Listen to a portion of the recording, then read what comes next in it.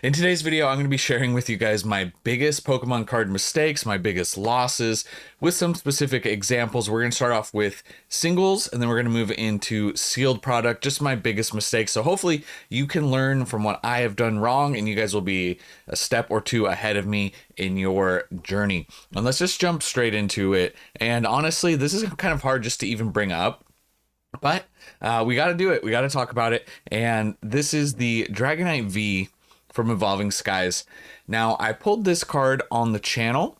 It was one of my luckiest pulls, and we'll kind of talk about that in a second because it kind of goes with the next card that we're going to talk about as well. And I pulled this card, I graded it, it got a 10, and then I sold it on eBay. And it wasn't the selling of the card that necessarily was the worst part. It was when I sold it. Prices were starting to drop on this card, both raw and graded. And it was right about here, I believe, October 2023 is when I sold this card. So this was a card that I like a lot, and I liked it a lot when I pulled it. And I should have kept it for my collection. But at the time, I was ripping a lot of packs, and the card was dropping. So I sold it to get more money to open more packs. And I sold right here at a horrible time, October 2023. I believe it was around 170 bucks on eBay minus fees. So I really, really screwed up with this card. And you can see, obviously, if I would have just held out. Now, obviously, hindsight is 2020, but where we're currently at, we're seeing over $500 in a PSA 10 currently. Plus, this was just a card I liked. It hurt to sell at the time, and it hurts even more now. And I sold it at the same time as this card. We pulled these cards back to back. It was my craziest luck I've ever had. This is the Umbreon V. Now, I wasn't as attached to this card. I do like the Dragonite more personally, but same thing. This card was declining in value, and you can see this one was worth a little bit more at the time, but this one also graded a 10. And like I said, I sold both of them on eBay within a short period of time, and this was just me. I was like going through a ripping phase where that was a phase where I needed to rip and rip and rip. And I sacrificed cards that I knew were expensive, and I didn't know that they were going to. I'd be lying if I said that I knew they were going to bounce up to $500 in a 10, but I thought there was a good chance that they would probably go up in the future, at least to a certain extent. But I let that one. It was a little bit of the fear of the card continuing to drop at the time. I was a little scared that it was going to continue to drop, and that I needed to recover money because I was ripping packs and I was losing. So those are my two biggest mistakes out the rip as far as it comes to like selling cards when I shouldn't have. And once again, these ones benefit more from hindsight, but it was just rather unfortunate out the gate that I did that, and it hurts to bring it up. But those are two examples of cards I sold at horrible times. And I really should have just kept them, at least the Dragonite, because I do love that card a lot. And I do not own that card, and it's a lot more expensive now. So it is one that I will be buying back at some point. But I've waited, and now it's way more expensive. So I should have just held on to that for my personal collection. And then next up, now this one is an interesting case. So this is the Terastal Umbreon. Now this is the Japanese one, obviously. And I bought this card, I believe it was in February, in a PSA 10. Now, this is one where obviously the price has continued to drop on this card. I knew it was going to drop because it was just a matter of time. There's more supply entering the market. But the story around this card was I bought this at Collecticon. And the thing you can take away from this is to take your emotions out. I had went to Collecticon, and everyone suffers from this from time to time, but I wanted to have a card to commemorate, like I was going. This was one of the cards. I couldn't find there was a vintage card I was trying to pick up. It was a Dark Gyarados first edition. Couldn't find it anywhere in the whole show. And so this was my second card where I was like, well, I have to have it. I have to have it at the show. and I ended up paying around 500. I think it was actually 500 exactly. So it was a little bit under this price, but obviously, this card has continued to drop in a PSA 10. So, and it's not like this is one of those ones where that's like the worst thing, because it's up on the wall here, and it's in my PC and it's never going anywhere, right? But I knew it was going to come down. I knew it was going to come down. This is one where I was excited. I saw it in person. I wanted it at the show. And I should have just waited, because I knew that, on the Japanese side, it was going to continue to drop. As more supply entered the market, they're easy to grade. I knew better, but I still did it anyway. So this is an example of like when you go to a card show, be okay with walking away. You don't have to settle. So that was a big mistake that I made. Not the biggest of mistakes, but still, you can see like obviously we're down quite a bit. Where things are currently at. Let's see what last PSA 10. Last PSA 10 sold. There is one at 350. So, I'm down $150 technically on that card. So that's another example of so 3 singles out the gate that I definitely made mistakes on, right? I am a human just like you guys. I'm a collector, so it does happen. So if you guys can take that emotion out, that is the best advice. Try and be as Spock-like as possible. Take the human side out.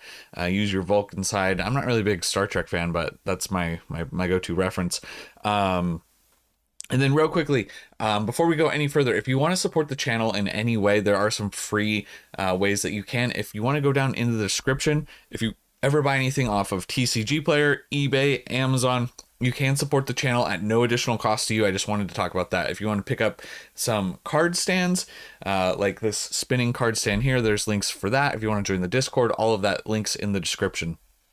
As I do post daily content, so if you guys want to give back in any sort of way, free or not, there are links down in the description. So I just wanted to mention that. I never plug that. So wanted to talk about that. And then a few more singles to talk about. So this is the Giratina from Crown Zenith, the Glaring Gallery number 69. Absolutely stunning gold card. And one of the video cards that we talked about a few days ago in my biggest wins is the Lost Origin Alt Art Giratina. And, I did really well on that card. Still have it in my PC. It's not going anywhere. But I got that at a good price, good entry point price. And this was one where this had been on my radar for a while. I wanted to pick it up. I wanted it to match my Lost Origin card. And I picked it up. I think it was, excuse me, it was in here. Right around here as this card was shooting up, which I knew better to not buy on the uptick, especially on a big swing. But it got the better of me. And I purchased on the uptick here. Now we're not down too massive, but we are down a little bit. So this is one where, I let the FOMO kick in, and I knew better. But we're at where we're at. It is a PC card too as well. So like, that with the Umbreon and this Giratina, when you have some PC cards and they're just sitting there, it's not like I'm going to sell them. So it's like these losses that we're seeing aren't realized. That does play a factor as well, but it's just another example of buying, especially when I knew it wasn't the right time. But that's the collector side of me where it goes, yeah, but I want that card and I want it now. So that's the thing that I can't always shake, is just being logical and taking the emotion out. It happens. So every once in a while it gets the best of me. And this was an example of right here, right where I bought, December 2024. So yeah, and that's okay. It happens. Like overall, still, my singles choices usually are pretty good, and sealed obviously doing really well, but this was just one where more recent one. And then, this would be the most recent one that I did kind of a similar thing on. Is the Groudon from Paradox Rift. Now, this one, I still think you maybe give this a little bit more time. This could definitely change. This is a tough card to grade. And I didn't buy it at its peak, but, I did get it a little higher, and I'm down on it right now currently. But I did pick this up in a PSA 10. I do like Paradox Rift, and I do really love this card. So once again, it's another PC card. I'm not going to sell it. I'm not looking to flip it. It just stays in the PC. But Another one that I might have FOMO'd into just a little, and you give this a little bit more time, maybe we come back to this card in a year and maybe I go, wow, I'm glad I bought the Groudon there. So, this one could be different. It was a little bit speculative, but, obviously I would have been a lot smarter to buy here, or any of these other times, but, sometimes that's the money side that gets everyone. Right. I liked this card when it was back here, but I didn't buy it here. And I bought it when it was more expensive. So just showing that, like, I make these mistakes, try not to as well. You will still make these mistakes. But that's most of what it is more recently for as far as specific examples for singles. And then we do have now this card. It's not necessarily this card in particular, but this is just a reminder to bring up another point that is grading these lesser valued cards. I did a lot of this more early on. Now, there was a big benefit to grading when I was grading a lot of lower end cards. I was able to buy more cards like this. Like, I did grade some copies of this card specifically. But like, look how expensive this was. You could pick this up for like $3. You could pick up a lot of copies, right? But at the time, obviously this one's up a lot more now, but grading these lower margin cards, right? Where like, yeah, it's a $3-4 card, but after grading and after fees, even if you were going to sell it, you're not really making very much money. And then if you get a 9, you're losing money. However, like I said, the upside was I was learning a lot about grading. Now I have a good eye, but I should have been targeting more cards, even if they're lower, like a little bit, ones that have a little bit higher upside potential when they 10, right? So that is something where it does feel good to, like, you get a $3 card, you grade it, and then it's like $50. Like, and I was kind of chasing that high a little bit. So I learned a lot at the time. So it was kind of a double-edged sword kind of situation. And, that helped me get a much better grading eye. But in hindsight, I could have targeted some different cards. And so just that was like a grading thing that, just be careful with. Don't just grade everything left and right willy-nilly kind of style. Is just another example of some of my mistakes, right? And that obviously is something that I don't really do now. We focus on cards that have much higher upside potential. It doesn't have to be $100 raw cards either. It can still be lower value, but that have a much higher ROI, return on investment potential. So that's it for the singles and the grading side. Now let's talk about some sealed. Surging Sparks is a case where, once again, hindsight obviously is the beneficiary. We have the benefit of hindsight on Surging Sparks. Now, I had gotten a few cases of Surging Sparks pre-ordered, at $100 per booster box, so we did really well. We still did well on this, but this was one where I knew it was going to continue to go up after what was happening. When we saw Surging start to shoot up and up and up, I made a deal, I think it was around in here when it was around $200 a box, right? So I had already doubled my money, so which is still a pretty good play.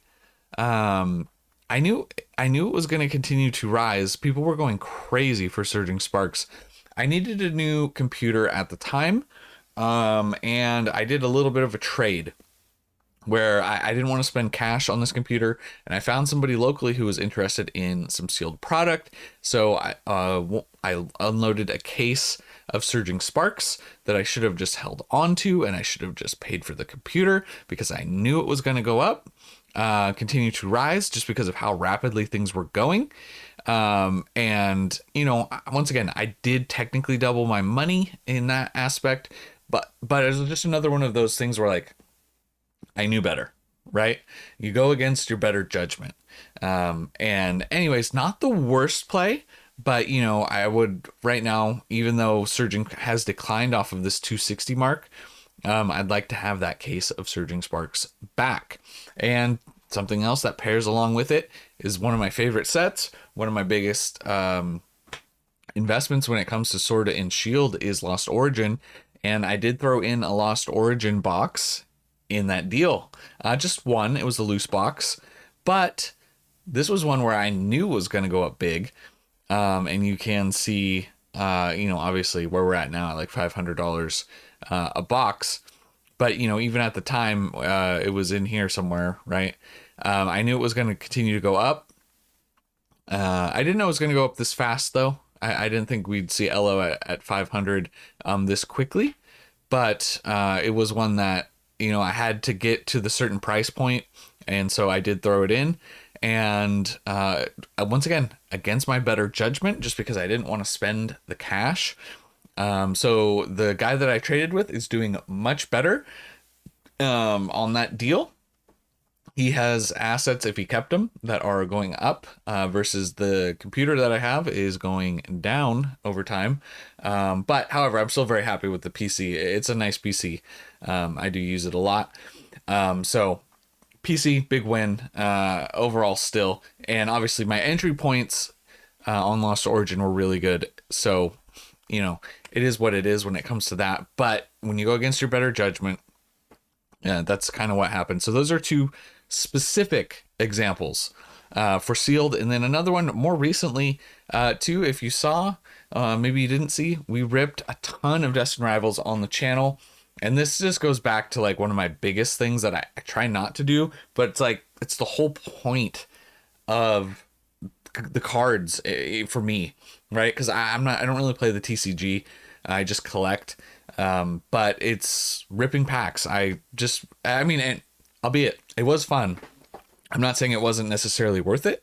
But I didn't get these boxes at this price of like $240, $250. We got some better pricing on these Destined Rivals boxes. But recently I ripped 3 booster boxes and a ton of loose packs Destined Rivals. We did it on a live stream, and this was just an example of like we did pull. We got some SIRs. I was very happy with the pulls, but monetarily, I didn't come out on top. I definitely lost money. I lost a lot of money on that. We should have just bought the singles because that's what's smarter. However, that's not what's fun. So this was a little bit of a case of like, we did it for my birthday, and I don't really regret it that much, but it's just an example of just like showing again where ripping usually is never worth it, right? It's just gambling, and you usually don't come out on top.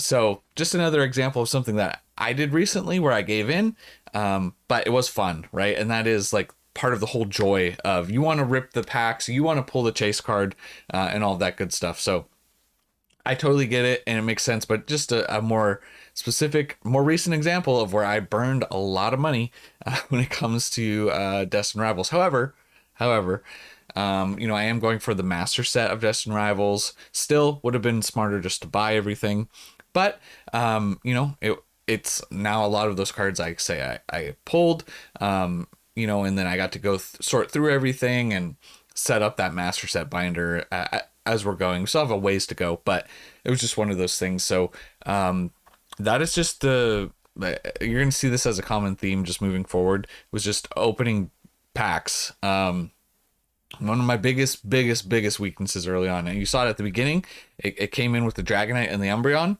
and it still even happens now, is ripping packs when I know I shouldn't. But it was fun. It was definitely fun. I had a blast opening them. And then next up is kind of a similar thing.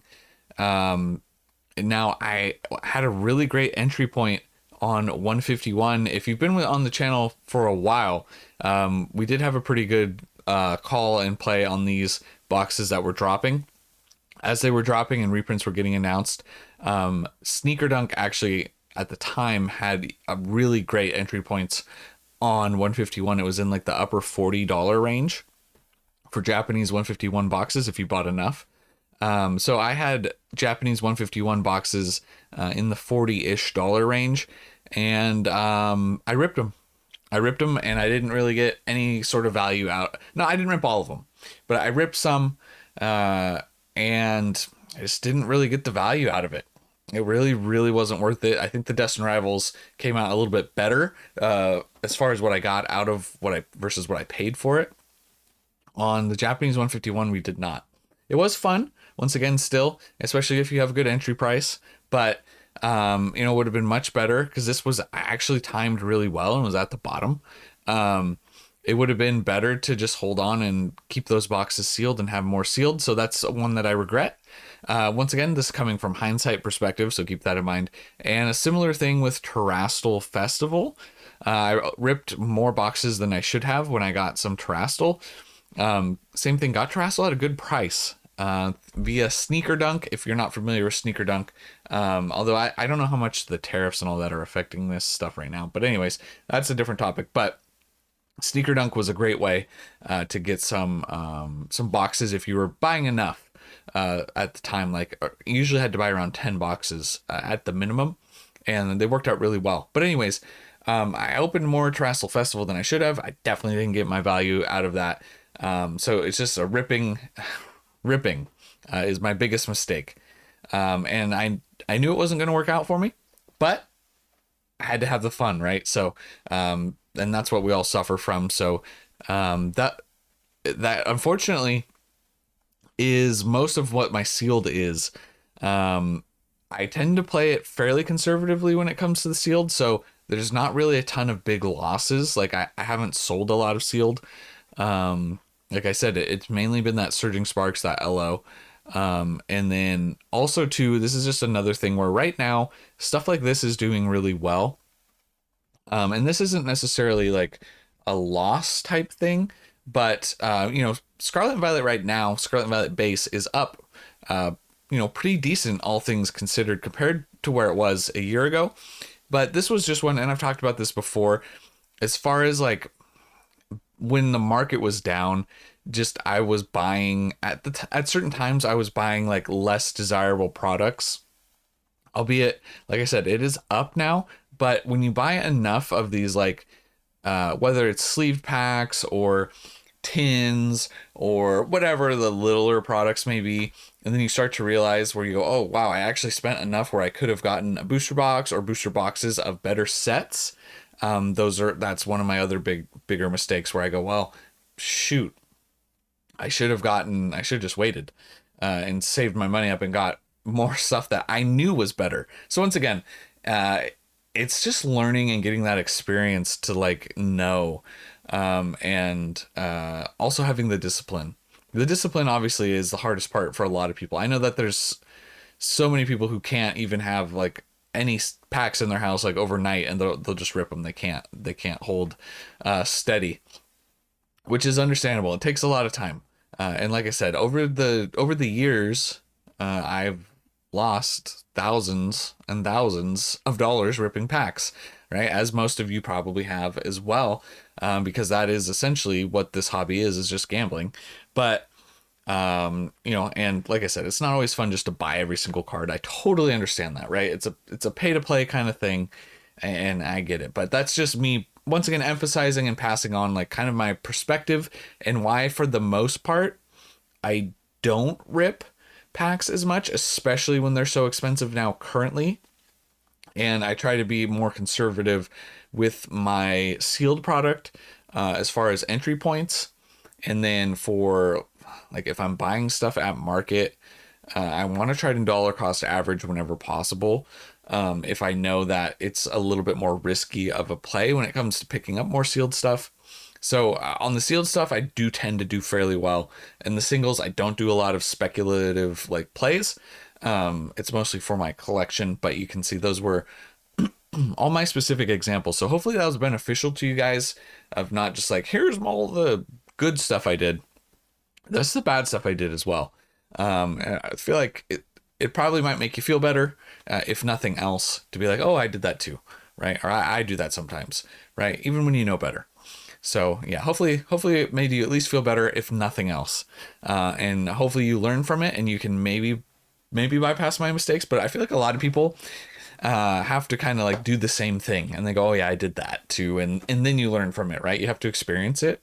It happens a lot in life in general. But anyways, that's all I have for you guys in this one. I'm rambling. So hopefully you learn from my mistakes, be better than me. I'll catch you guys in the next one. And remember, it was never a phase.